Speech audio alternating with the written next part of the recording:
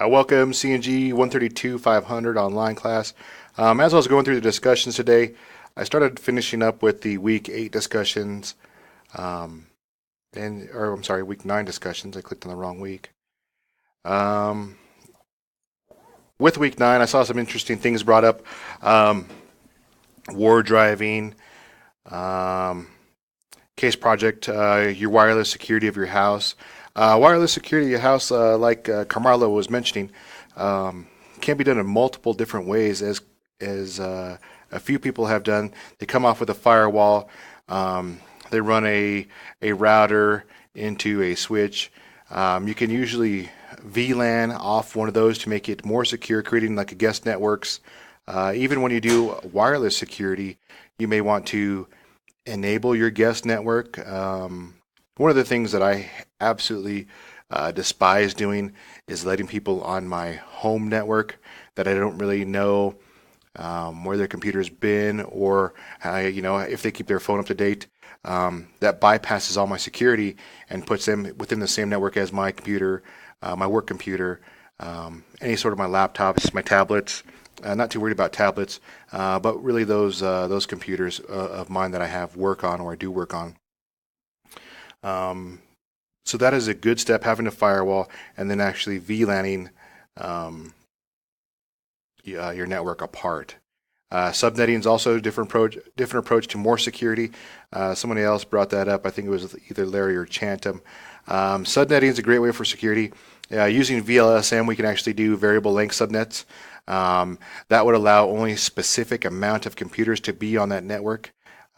Then giving it more secure, because if another computer tried to join that network, there wouldn't be simply enough IPs for that computer at that time. War driving.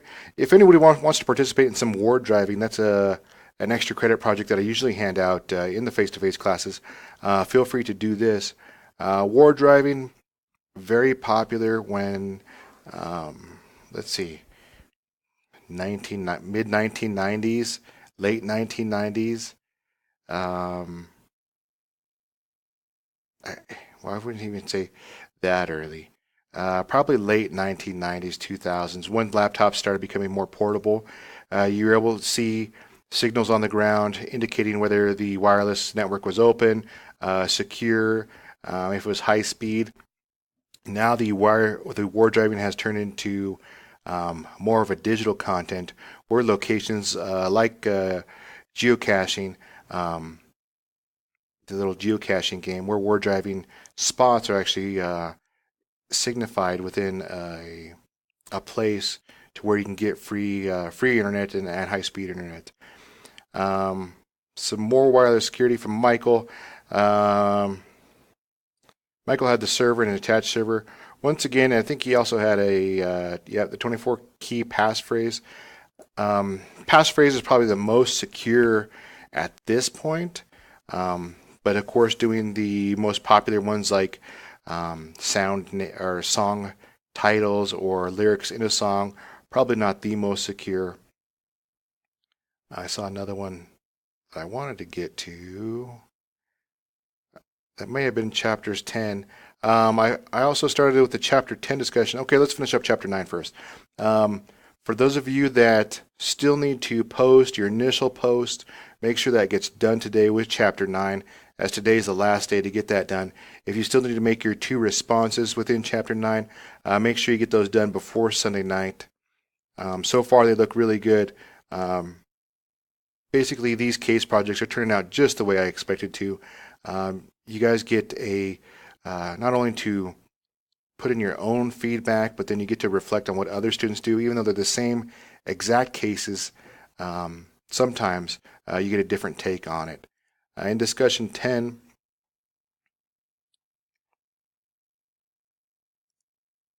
just have a few, and I'll just bring them up. Where's my device?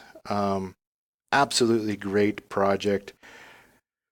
This one always bounces to it's a ethical and unethical side of this. Can where's my device be used for good as it's intended to, or can it also be used for bad? Say if a hacker was to um, able to get Michael's um, login account information. He'd be able to track Michael wherever he went, either through Android or Apple. So I always kind of say, okay, it's a good idea, but um, it does have a potential for being used for bad. Um,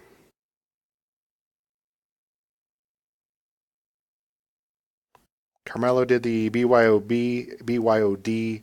Once again, this one, I always have a tough time with BYODs.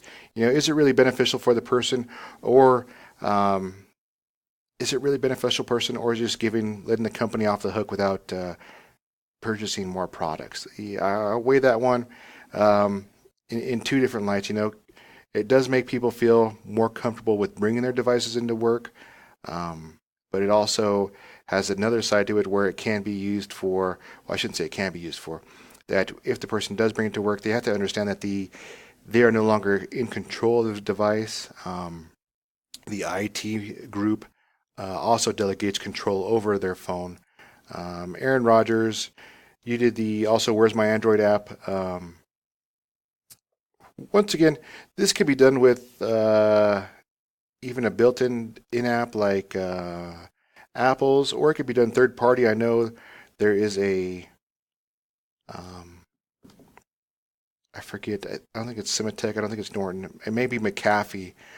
They do antivirus on their phones, and it also has a Find app. Once again, cool features, but you have to weigh the pros with the cons and really evaluate, what you're trying to do, or what can they be used for. But yeah, good discussions for this far.